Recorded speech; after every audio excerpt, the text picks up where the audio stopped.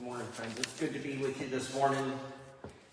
You all are welcome here, and all of you is welcome here. We're, to quote an East Belfast window washer, going into the Mystics. I quoted that wrong. What is the into the Mystic? Was where I was trying to make a Van Morrison joke. It didn't work. Sorry. I'll have to apologize to my husband about that later. But we are continuing with our series around the Mystics this morning. So just a quick reminder that there's a point in the service right after the sermon where we will have a moment of silence. So just want to give you a heads up on that. We'll ring a chime, and we'll have a couple of minutes, and then I'll ring a chime to bring us back out of that. Here now, let's call it worship. There's something in this room older than our doubt, something older than our certainty, older than the questions we've been carrying, and older than the answers we're hoping for. It was here before this congregation gathered for the first time, before any of us learned the words for it or unlearned them. We don't come to summon it. We come to notice. Love is already here. So come, be present, letting what was present before us show up in and among us.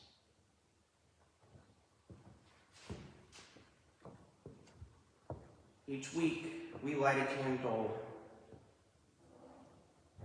as we join in remembering all of those impacted by violence and all of its forms here and around the world.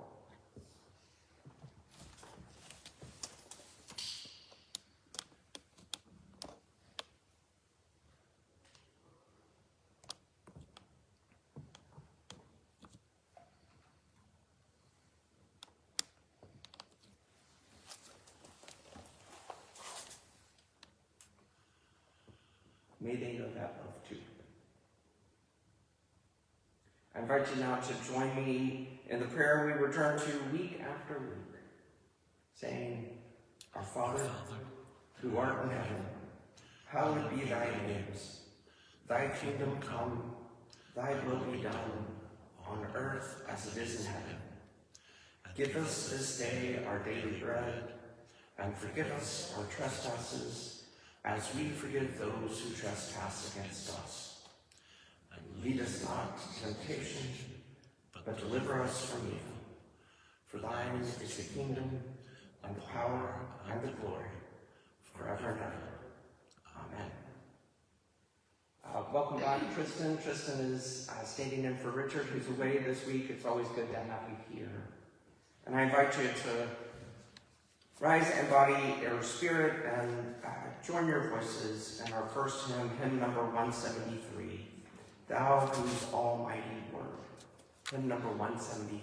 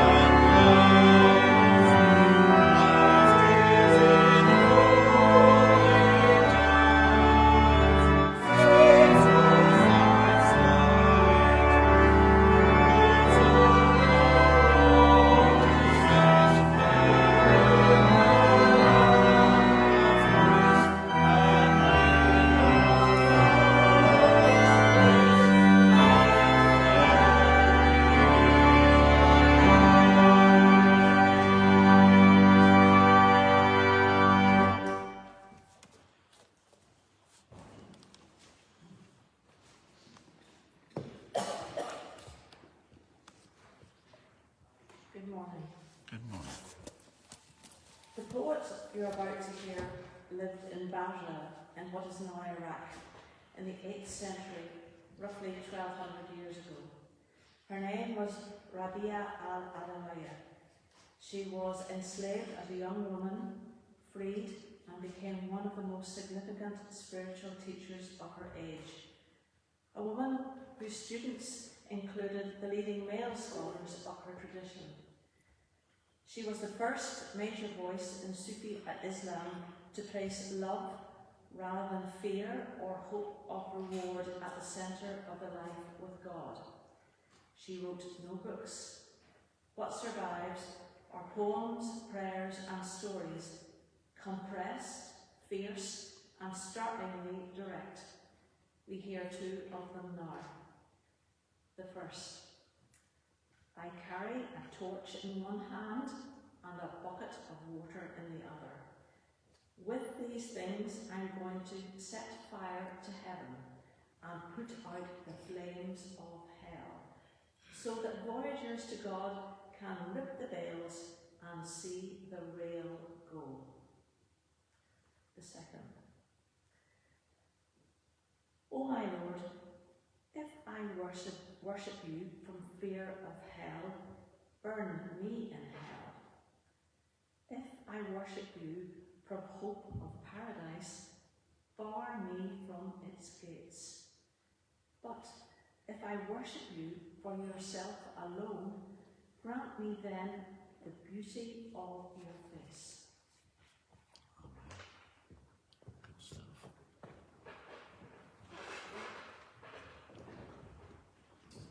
Good morning, everyone. Since today is Trinity Sunday, I'd like to play one of Bach's masterpieces for the organ, the Fugue in E-flat, BWV 552. And this piece comes right at the end of one of his amazing collections for organ, which is almost entirely based on the Trinity. The entire collection is in 27 movements, and lots of the movements come in groups of threes. This final piece is in 3 sections. There are 3 separate fugue sections. It's in 3 flats. Bach's all into his number symbolism, and this is kind of the big expression of it right at the end. You can hear the opening fugue section coming all the way through the entire piece, all 3 fugue sections. So that's the Trinity, the 3 in 1. And right at the end, it comes in and underpins everything to bring the piece to a close. So I hope you enjoy it.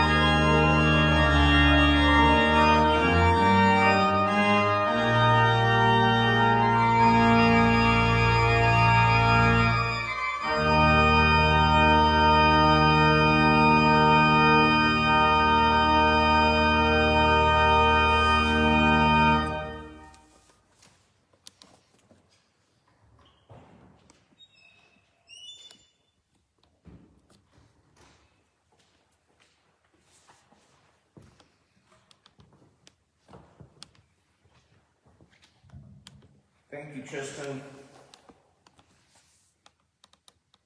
And you called my bluff. My strategy for dealing with Trinity Sunday and our blended congregation of Trinitarians, Unitarians, and not so sure Atarians was mostly to focus on a Sufi Islam teacher. So thanks for calling us back to that part of our tradition. Our second reading comes from